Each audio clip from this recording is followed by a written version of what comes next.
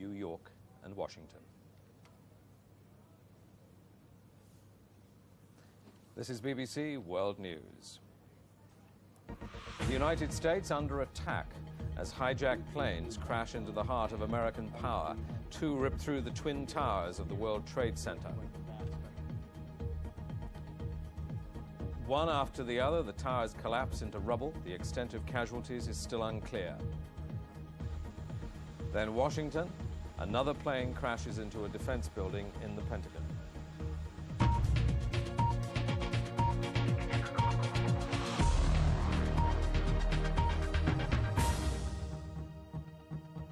Welcome to BBC World News. I'm Philip Hayton. Heavy loss of life and catastrophic destruction. That's the scene on the streets of New York after the United States suffers what many are saying is the worst attack on the country since Pearl Harbor. A huge operation is underway to find survivors from the wreckage of both towers of the World Trade Center in New York. They collapsed after hijacked airliners with passengers on board were flown into them. The 47-story Salomon Brothers building, situated very close to the World Trade Center, has also collapsed. And part of the Defense Department, the Pentagon near Washington, continues to burn from another hijacked airliner plunging into it. The mayor of New York has said the casualties will be more than any of us can bear. There are no indications so far of who's behind the attacks. President Bush said those responsible would be hunted down. And we're just seeing the latest pictures of that attack on the World Trade Center by the airliner. It should have been a perfect day. But just before 9 o'clock, the pure blue sky over Manhattan was filling with smoke. A hijacked American airliner had just smashed into the North Tower of the World Trade Center. No one quite knew what had happened. Surely this must have been a terrible accident. But what happened next showed these were no accidents. A second hijacked airliner, a Boeing 767 with 92 people on board, is flying straight for the other tower.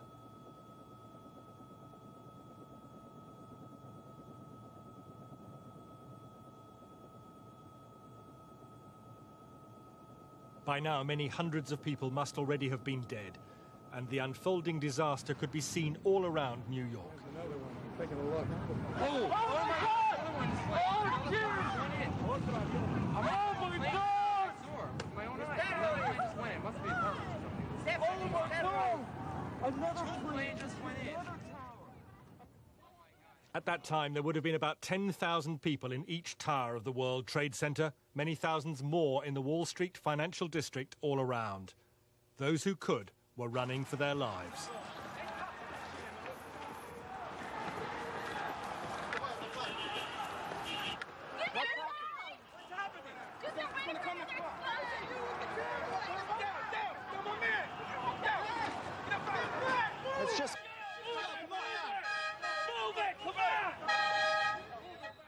I was just standing here watching the World Trade Center after the first plane hit. I just saw a second plane come in from the south and hit the south tower halfway between the bottom and the top of the tower. It's got to be a terrorist attack. I can't tell you anything more than that. I saw the plane hit the building.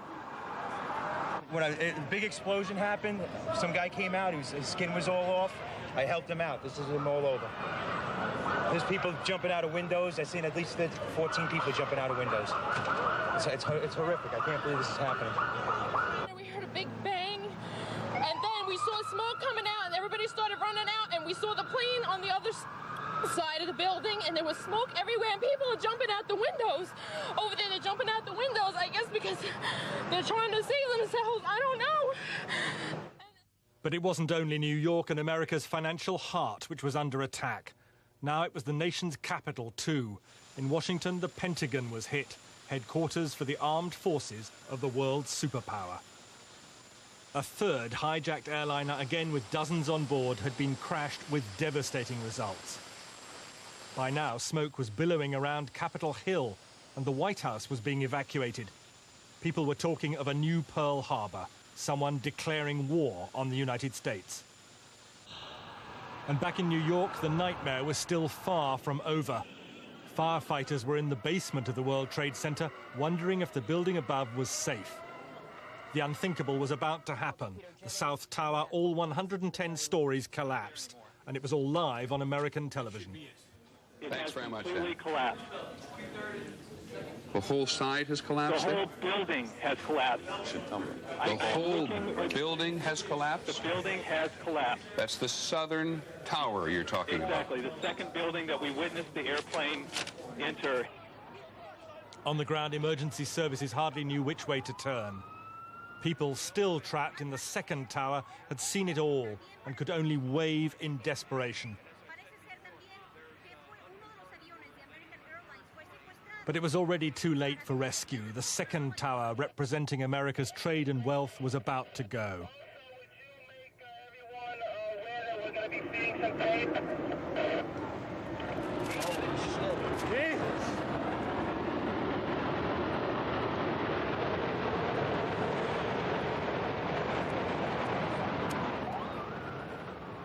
The Twin Towers, which took 7 years to build, had been utterly destroyed in a single morning. The Manhattan skyline and countless lives devastated.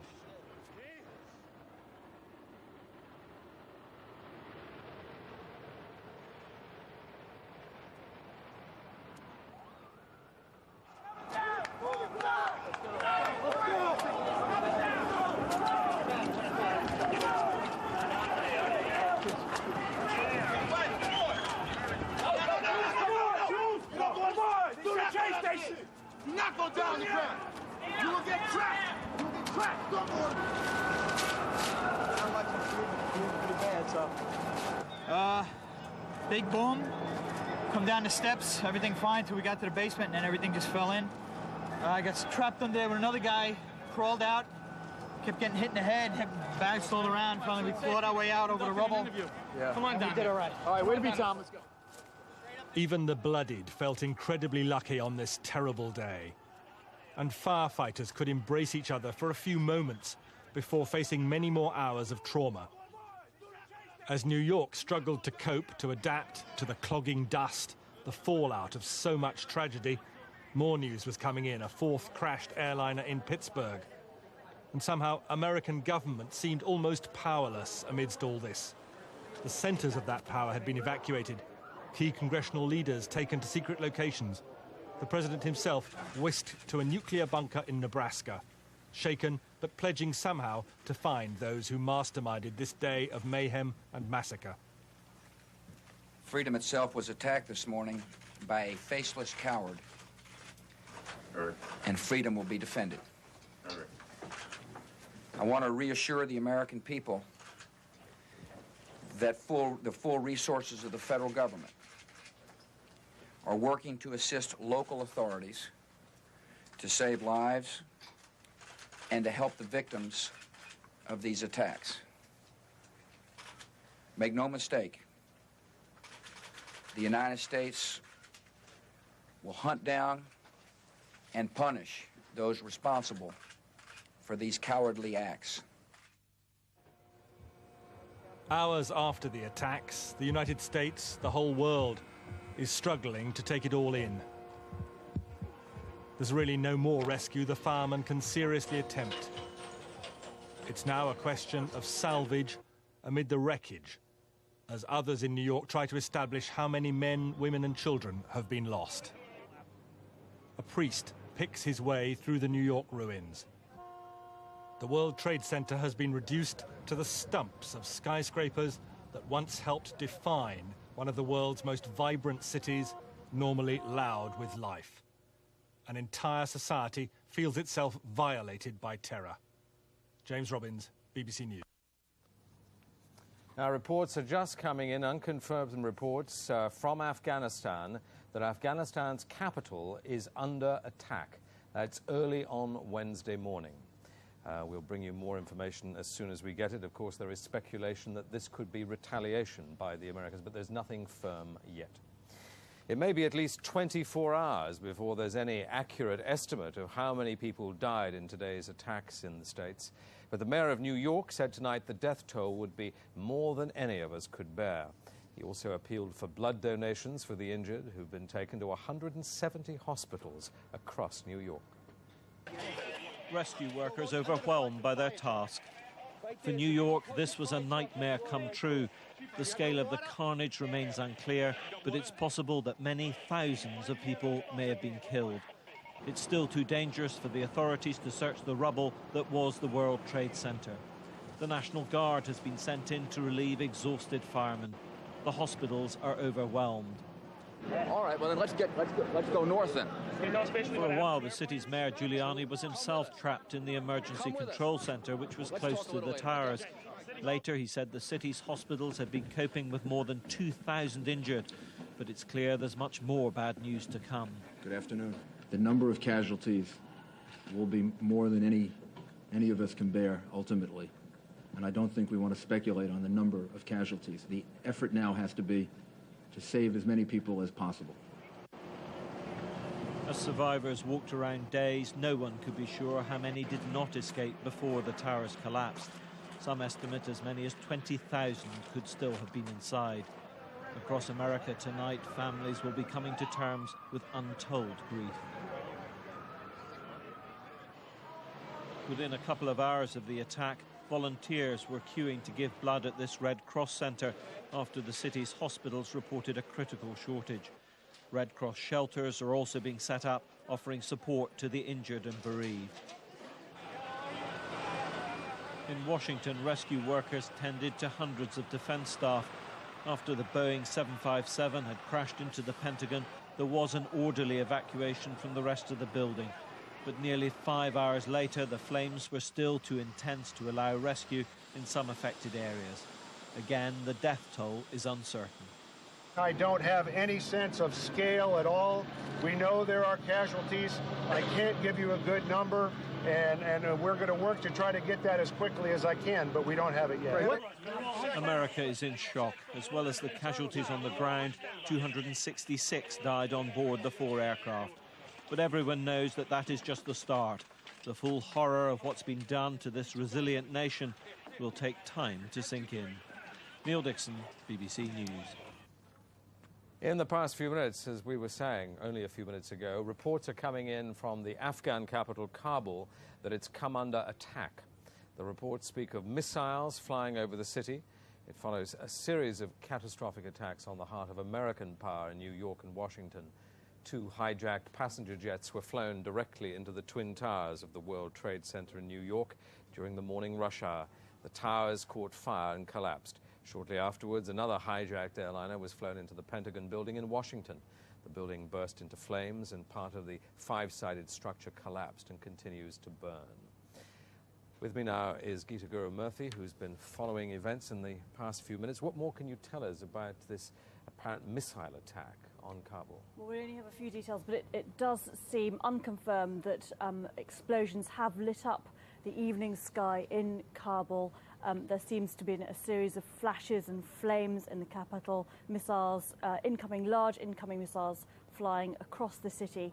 Of course, the Taliban earlier today gave interviews saying that they didn't think Osama bin Laden was even capable of carrying out these attacks, and they expressed their condemnation of these attacks in America, presumably to try and head off any kind of attack of Kabul itself. But it seems as though there is something going on in Kabul. It's difficult to know the extent of it as yet.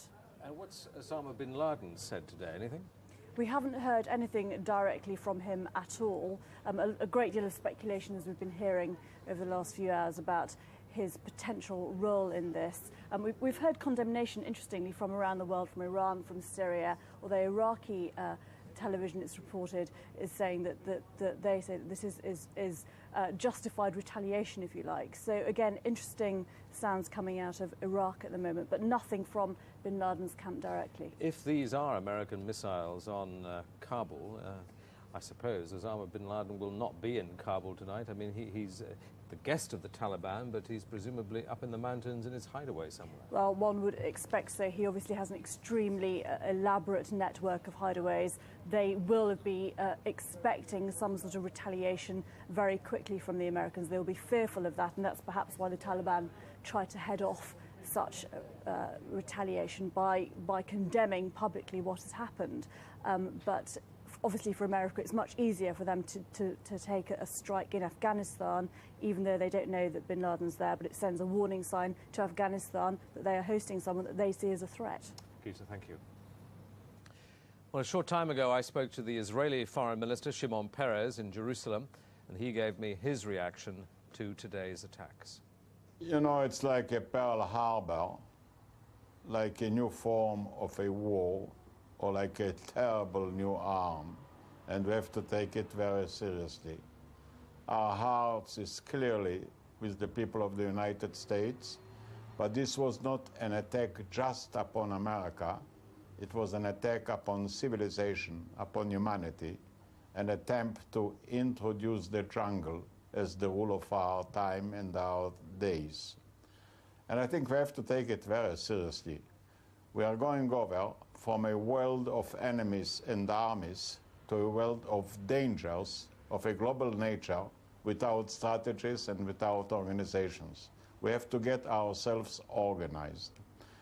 Now, as we feel so deeply with the United States, we know that the United States is determined and strong and will take again the lead to guarantee freedom, to enable people to fly safely, to walk in the streets unthreatened, and really to bring us back to normal life. Now, as a country, Israel has often been on the receiving end of attacks, although nothing as spectacular as this. What sort of advice would you give to Washington?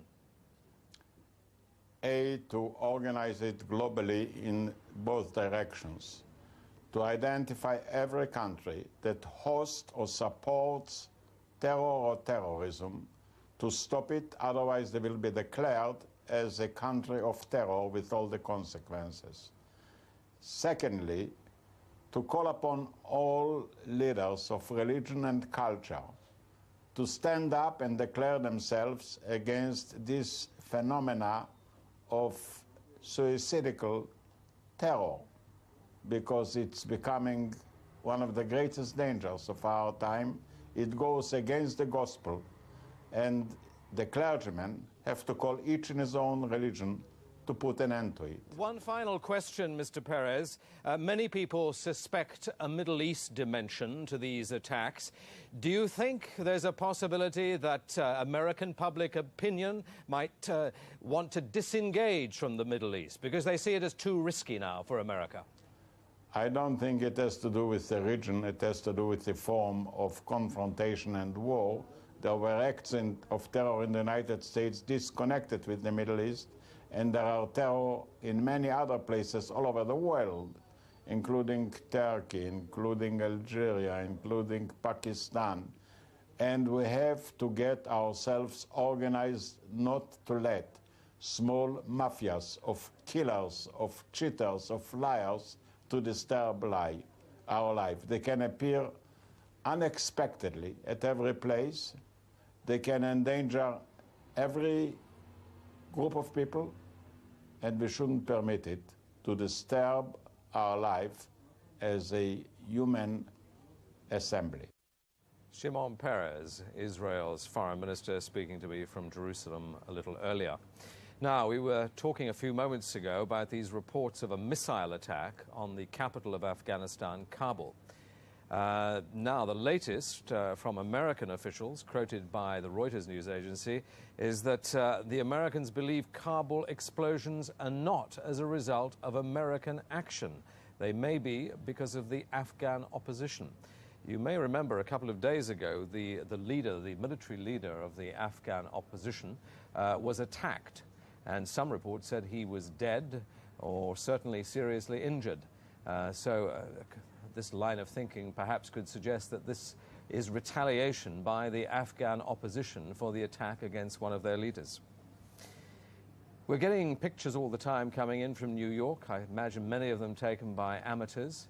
These are the latest of the attack by an airliner on the World Trade Center in New York. The stuff of movies. It's hard to believe, isn't it, that this actually happened about 10 hours ago. Not just one plane, but two planes. There was the second explosion. And those two explosions, of course, eventually forced the two towers to collapse about an hour and a half later as people were being evacuated from the building. And then this evening, a third building in New York has collapsed, the Salomon Brothers building. There it goes, 47 stories. That was presumably weakened by the collapse of the World Trade Center only a few blocks away earlier today. Now, let's assess who and what might be behind these attacks on the United States, the Pentagon in Washington, the Trade Center in New York. I was speaking earlier to our World Affairs editor, John Simpson. He's in Islamabad, where the Taliban, the government of Afghanistan, have an office. And he told me that the Taliban representatives there had denied any involvement in the attack. Well, the Taliban government, in fact, in Afghanistan itself has denied very firmly that there's any kind of link between Osama bin Laden and this attack. But of course, they want to be they want to avoid, if they possibly can, any possibility of the Americans attacking Afghanistan again. And so it's natural, I suppose, for them to distance themselves from him as much as they can. He is, after all, their guest, not perhaps all that willing on their part to be his hosts. And they, I think, are very anxious indeed to try to forestall any possibility that the Americans will attack. But having said that, I don't think there's probably very much doubt in the minds of many people here that Osama bin Laden was in fact responsible. Tell us a bit about Osama bin Laden. What sort of resources in manpower and money he's got and what he's trying to achieve? Well, when I was in Afghanistan just a couple of days ago, I heard that he had about 2,000 volunteers working in his camps, being trained, most of them Arabs, and indeed people were saying there were more Arabs than usual in Kabul, for instance, where I was, than you know, in the normal run of things. Those volunteers are trained extremely highly in weaponry and so forth, in communications, and the best ones are selected for particular operations. And they are then issued with passports, not very difficult to get false passports or stolen passports here, and sent out along the lines of the, frankly, of the people smugglers who've been smuggling people from Afghanistan around the world. Now, in the past, America, of course, have tried to attack Osama bin Laden by sending in cruise missiles. Some defense analysts are even speculating that they could send troops on the ground. Is that realistic, do you think, from your vantage point? Well, I don't think it's a very sensible thing, frankly. After all, a lot of people have sent troops into Afghanistan and have regretted it afterwards. I don't think we can expect that. After all, who would send the troops in anyway? What I imagine will happen is if the Americans decide in their own minds that Osama bin Laden was indeed guilty, that they will attack Afghanistan very heavily with missiles, and that perhaps they might target in particular the Taliban government, because bin Laden himself is going to be, I would have thought, almost impossible to hit. He's probably far away in the mountains now. He's got his own communication system, which the Americans can't apparently chip into in any sense. And I think it'll be the hosts that suffer rather than the guest himself. Our World Affairs editor John Simpson speaking to me there from Islamabad, just over the border from Afghanistan, where we're getting these reports of a missile attack on the capital. And a word just in from the Pentagon that an official there says that the explosions in Kabul are not a United States strike. With me is Gita Guru-Murphy. First of all, for people just joining us, tell us about the missile attacks on Kabul tonight. Well, we're just getting reports of explosions in the night sky in Kabul, a series of flashes and flames in the Afghan capital, missiles flying around the city, and also explosions, large plumes of smoke being seen in the direction of the airport, which is north of Kabul. Now, the word from the Americans, as we've been hearing, is that it isn't necessarily them, and one would probably expect the Americans to be absolutely sure of who is going to be responsible before they launch any kind of huge attack. Obviously incredibly sensitive explosive time that we're in at the moment. There has, of course, been this attack on an opposition member, Mr. Massoud. Ahmed Shah Massoud, yes. That's right, yesterday, speculation as to whether he is alive or not. And this could be an attack. These explosions could be the work of the Afghan opposition if they are not the work of the Americans. So at the moment, a great deal of speculation, but you can see how dangerous this time is. Rita, thank you very much. Gita, sorry. Thank you very much. Now, let me just update you. Within the last half hour, there have been reports of a missile attack on the Afghan capital, Kabul. A U.S. defense official is quoted as saying these attacks are not an American strike. It follows a series of catastrophic attacks on the heart of American power in New York and Washington. This is BBC World News from London.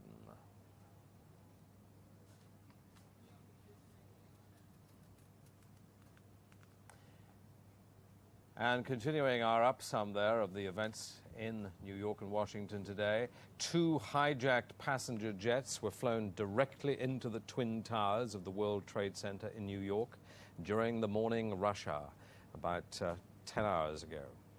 The towers caught fire and they collapsed about an hour and a half later.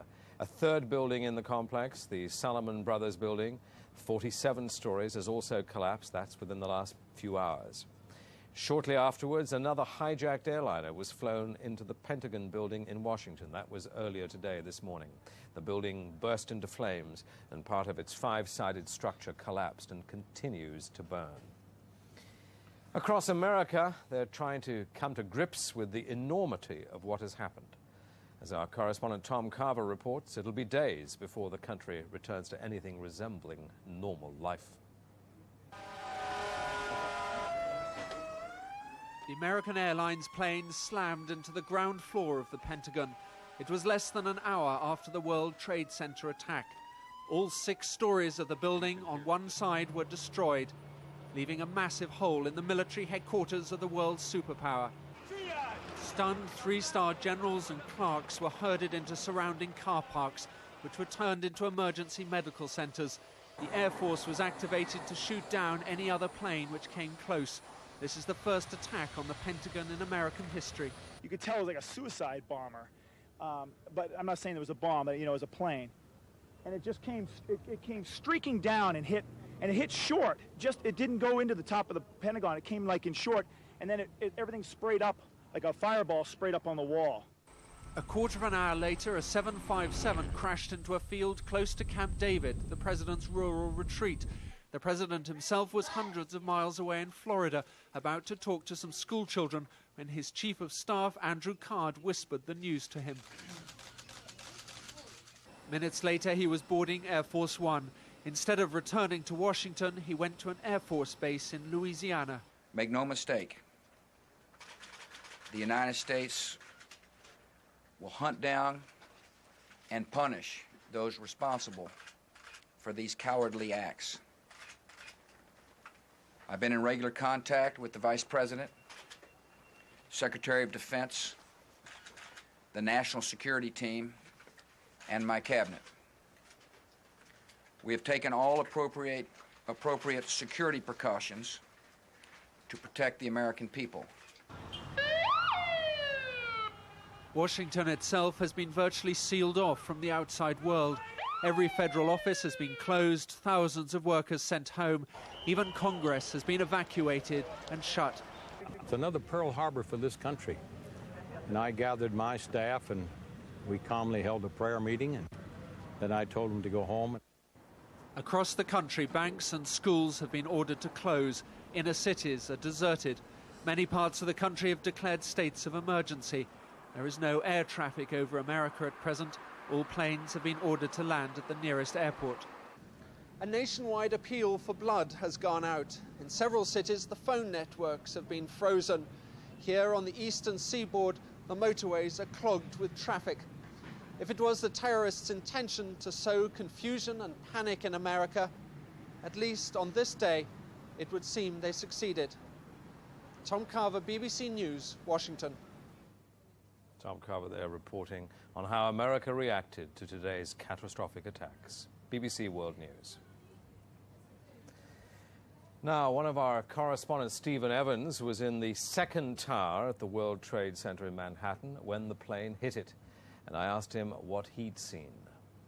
It's more what I felt, really. I was at the base of the second tower, if you like, the second tower that was hit on a busy, obviously a busy morning. If you wanted to choose timing, that would be the time to do it, 9:15, in a complex of buildings where 50,000 people work.